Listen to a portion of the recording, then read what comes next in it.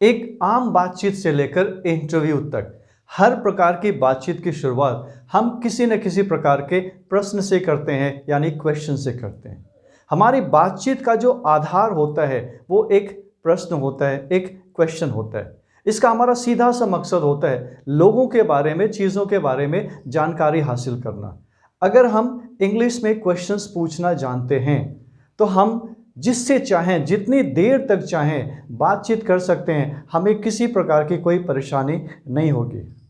इसलिए आज मैं स्पोकन इंग्लिश का सबसे अहम चैप्टर क्वेश्चंस आपके लिए लेकर आया हूँ। यह एक बहुत ही इंटरेस्टिंग चैप्टर है। बस आप मेरे साथ वीडियो में अंत तक बने रहे और आप पाएंगे कि इस वीडियो को देखने के बाद आपको इंग्लिश कन्वर्सेशन में कोई परेशानी नहीं होगी। हाय, मैं हूं विवेक और आप देख रहे हैं अपना चैनल VN ट्यूटोरियल, जहां पे हम सीखते हैं इंग्लिश बड़ी ही आसानी से। आप सबका बहुत बहुत स्वागत है आज के लेसन क्वेश्चंस में, जिसे हम कहते हैं इंट्रोगेटिव सेंटेंसेस। आज सबसे पहले हम जिन वर्ड्स को सीखेंगे वो है हु, हुम और हुज। इनके कॉमन यूजेस तो शायद आप जानते होंगे, मगर मेरा मकसद है उन यूजेस को बताना जो ज़्यादातर टीचर्स अपने स्टूडेंट्स को नहीं बताते।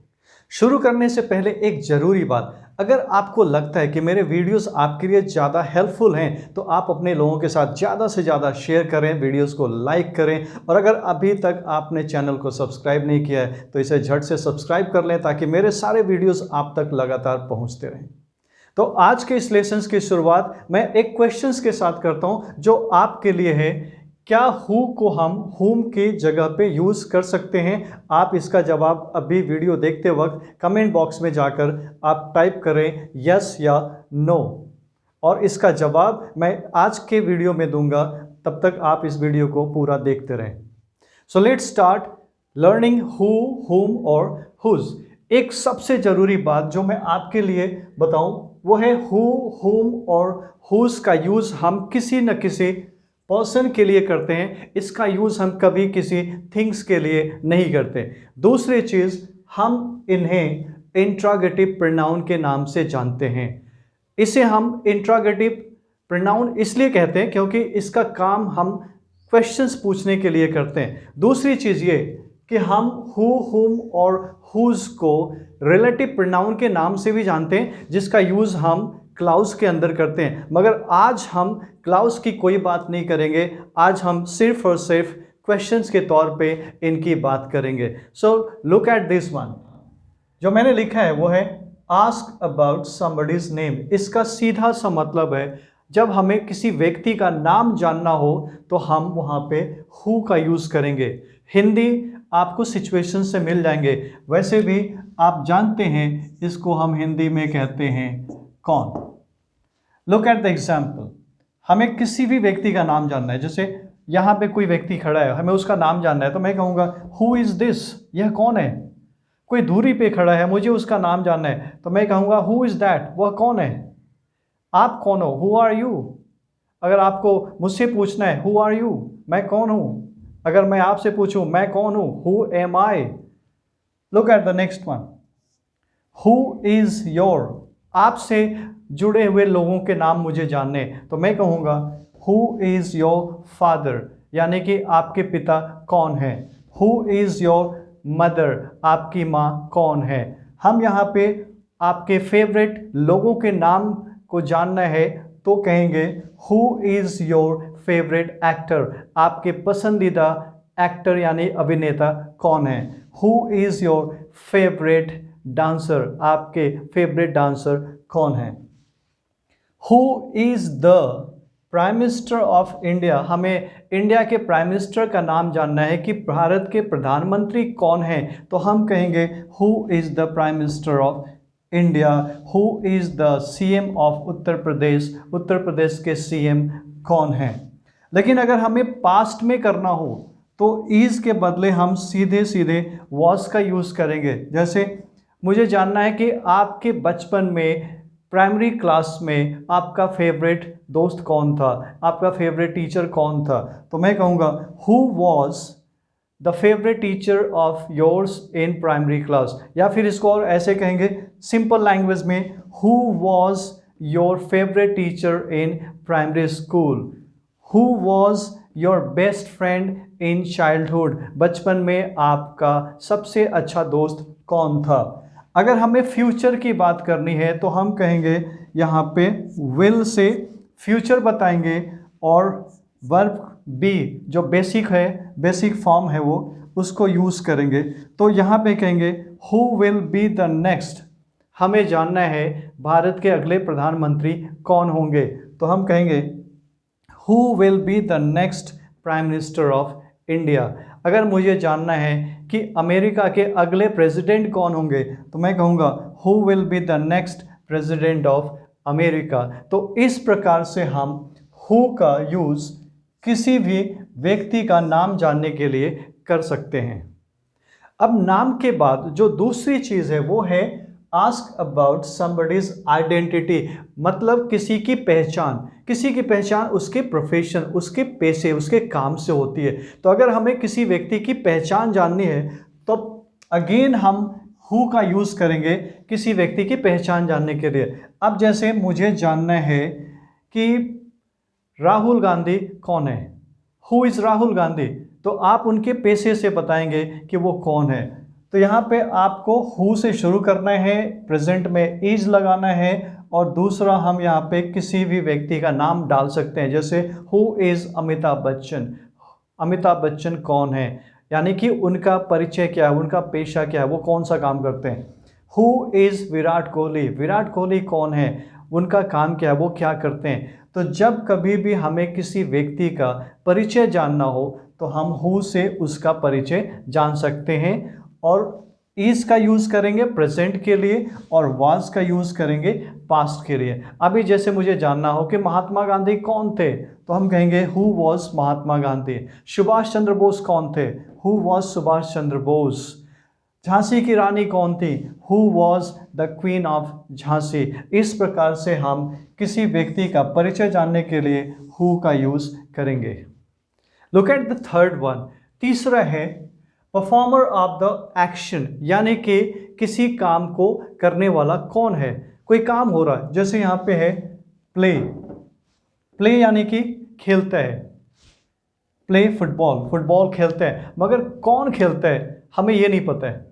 हमें जब वो सब्जेक्ट चाहिए कि उस काम को करने वाला कौन है तो हम यहाँ पे यूज़ करेंगे हु का, यानी कि हु प्लेज फुटबॉल। पास्ट में हम करेंगे प्लेड।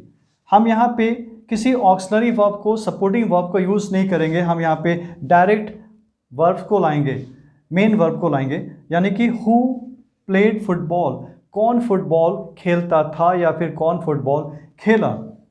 तीसरा हु इज़ प्लेइंग फुटबॉल, हम कंटिन्यूअस में इज़ और वर्ब के साथ आईएनजी का यूज़ करते हैं, ये आप जानते हैं। तो हम कह रहे हैं हु इज़ प्लेइंग फुटबॉल, यानी कि कौन फुटबॉल खेल रहा है। Who can play football, can यानी कि हम किसी की क्षमता की बात कर रहे हैं, एबिलिटी की बात कर रहे हैं। तो हु कैन प्ले फुटबॉल मतलब कौन फुटबॉल खेल सकता है।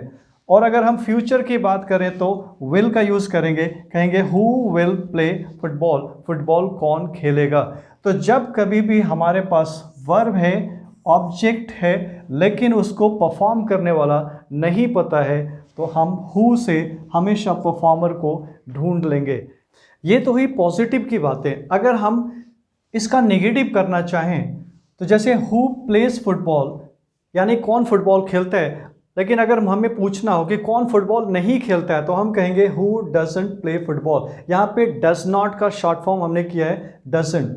अगर वही पास्ट करना हो, जैसे यहाँ पे मैंने कहा हु प्लेड फुटबॉल यानी कि कौन फुटबॉल खेलता था, यानी कौन फुटबॉल खेला। लेकिन अगर हमें कहना है कौन फुटबॉल नहीं खेला तो हम कहेंगे हु डिडंट प्ले फुटबॉल। तो जब डू और डज आप यूज़ करेंगे और डिड यूज़ करेंगे तो यहाँ पे प्ले यानी कि वर्ब का बेसिक फॉर्म यूज़ करेंगे, कोई दूसरा फॉर्म यूज़ नहीं करेंगे। तो हु डिडंट प्ले फुटबॉल यानी कौन फुटबॉल नहीं खेला। तो जहाँ पे भी आप बेसिक फॉर्म यूज़ कर रहे हैं वहाँ पे आप डू डज या फिर डिड का यूज़ कर सकते हैं। बाकी के साथ जैसे हु इज़ प्लेइंग फुटबॉल, कौन फुटबॉल खेल रहा है, और कौन फुटबॉल नहीं खेल रहा है, इसके लिए हम कहेंगे who is not playing football. कौन फुटबॉल खेल सकता है, हु कैन प्ले फुटबॉल, लेकिन इसका नेगेटिव करना हो तो कहेंगे who can not play football. दूसरा है हु विल प्ले फुटबॉल, कौन फुटबॉल खेलेगा। लेकिन अगर इसका नेगेटिव करना हो तो कहेंगे who will not play football, यानी कौन फुटबॉल नहीं खेलेगा। तो इस प्रकार से हम हु से पॉजिटिव और नेगेटिव दोनों प्रकार के सेंटेंस बना सकते हैं। आगे बढ़ते हैं और देखते हैं हमारा अगला वर्ड, वो है हुम। प्रोनाउंसिएशन है हुम। इसको हिंदी में आप कहते हैं किसे या किसको, वो मैं लिख दूंगा बाद में। इसका काम है ऑब्जेक्ट को जानना। लुक एट दिस वन, आपके पास सब्जेक्ट है, आपके पास वर्ब है, बट आपको ऑब्जेक्ट नहीं पता है। तो जब आप ऑब्जेक्ट की तलाश कर रहे हैं, ऑब्जेक्ट को ढूंढ रहे हैं, तो वहां पे हम यूज करते हैं हुम का। Look at this, you teach, आप पढ़ाते हैं, मगर किसे पढ़ाते हैं, कौन है जो आपसे पढ़ता है, हमें इसको जानने के लिए हुम का यूज करेंगे।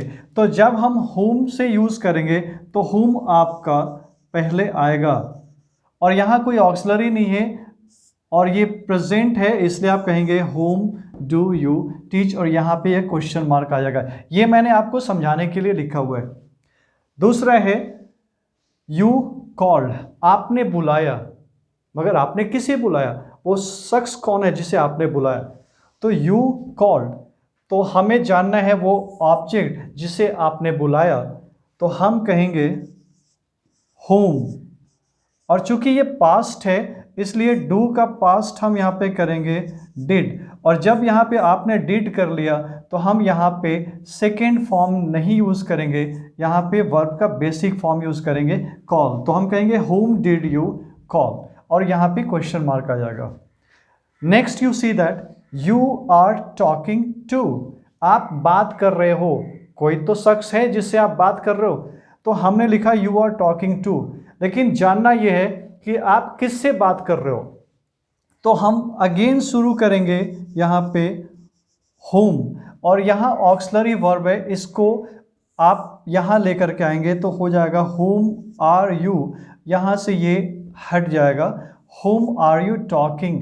लेकिन ये जो टू प्रेपोजिशन है ये भी होम के साथ आएगा यहाँ पे पहले, तो आप करेंगे to whom are you talking, और यहाँ से टू ये हट जाएगा और क्वेश्चन मार्क लग जाएगा। तो याद रखना है कि होम के साथ अगर कोई प्रेपोजिशन आ रहा तो वो होम के पहले आएगा। दूसरा है जैसे यू विल प्ले विद, आप खेलेंगे, मगर किसके साथ खेलेंगे, कोई तो होगा जिसके साथ आप खेलेंगे। तो वो ऑब्जेक्ट जानने के लिए हम फिर से यहाँ पे शुरू करेंगे होम से, होम, और यहाँ जो ऑक्सिलरी है विल वो भी यहाँ पे पहला चला आएगा, तो कहेंगे होम विल यू, और यहाँ से ये हट जाएगा।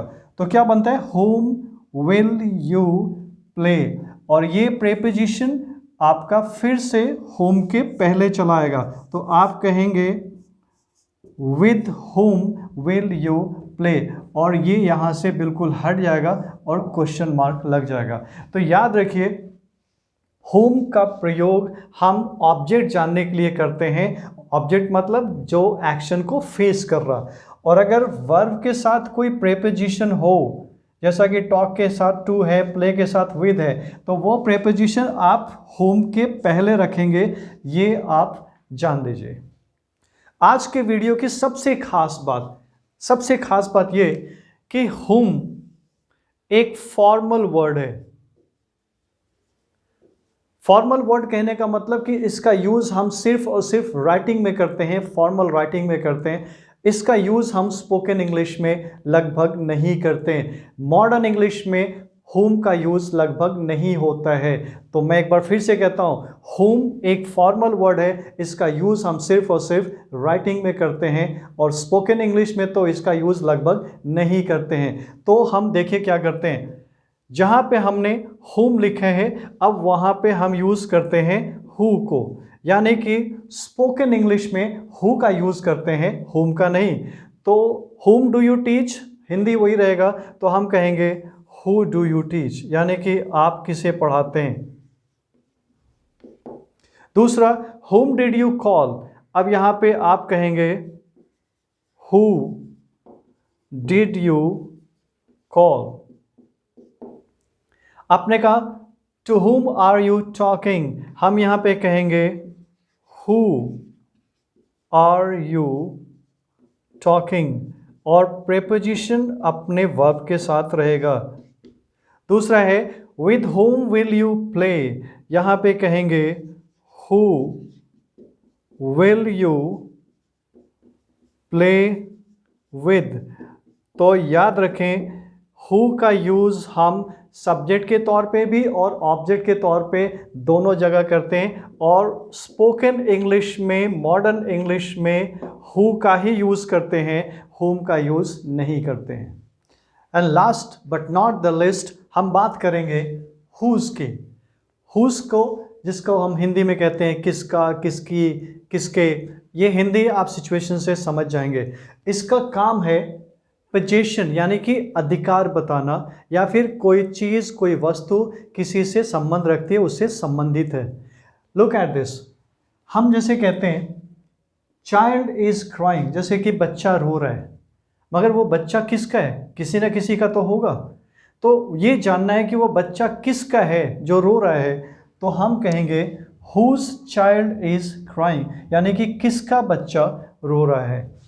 Car is parked outside, car बाहर खड़ी है, किसकी कार है? हमें नहीं पता। अगर हमें ये जानना है कि वो जो कार बाहर खड़ी है वो किसकी कार है, तो हम यहाँ पे यूज़ करेंगे हुज कार। तो कहेंगे whose car is parked outside, यानी कि किसकी कार बाहर खड़ी है। जैसे मेरे पास एक मार्कर पेन है और मैं पूछूं कि मार्कर पेन किसका है, मेरा है, आपका है, किसका है, तो फिर हम यहाँ पे कहेंगे whose marker pen is this, या हुज पेन इज़ दिस। तो हम हुज का यूज़ एक नाउन के साथ करेंगे। दूसरा है कि हम हुज को अकेले भी यूज़ कर सकते हैं। जैसे हम यहाँ पे कह सकते हैं हुज इज़ दैट बॉय, यानी कि वो जो लड़का है वो किसका है? Whose is that boy. ये जो पेन है वो किसका है? तो हम कहेंगे हुज इज़ दिस पेन।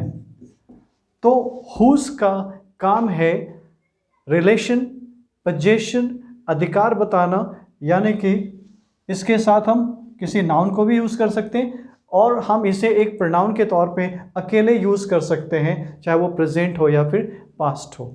अब एक एग्जांपल और, जैसे आपने एक पेन खरीदा तो किसके पैसे से खरीदा? तो हम कहेंगे with whose money did you buy the pen. मैं फिर से कहता हूँ with whose money did you buy the pen, यानी कि आपने किसके पैसे से वो पेन खरीदा। तो इस प्रकार से आप हुज का यूज़ कर सकते हैं।